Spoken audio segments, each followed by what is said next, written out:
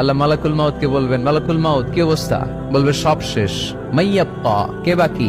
মালাকুল মাউত বলবে জিনেরা বাকি, যাদেরকে দেখা যায় না। আল্লাহ বলবেন জিনদেরকেও শেষ করে ফেলো, রুহু কবজ করো। মালাকুল মাউত আজরাইল জিনদের রুহু কবজ করবে। আল্লাহ এবার জিজ্ঞেস করবে, ইয়া মালাকাল মাউত আখবিরনি মাইয়াব্বা, এবার বলো আর কে বাকি? মালাকুল মাউত বলবে, আল্লাহ মানুষগুলো সব শেষ, জিনগুলাও শেষ, এবার বাকি ইবলিস শয়তান। কে বাকি? ইবলিসরেও শেষ করো, ইবলিসও শেষ। আল্লাহ আবার জিজ্ঞেস করবেন, ইয়া মালাকাল মাউতি মাইয়াব্বা, আর কে বেঁচে আছে বলো?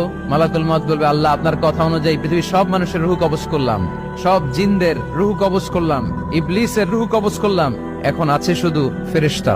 আছে কারা? যাও ফেরেশতাদের রুহু কবজ করো। ফেরেশতাদের রুহু কবজ হয়ে যাবে। এবার আল্লাহ জিজ্ঞেস করবেন, ইয়া মালাকাল মাউত আখবিরনি মাইয়াব্বা।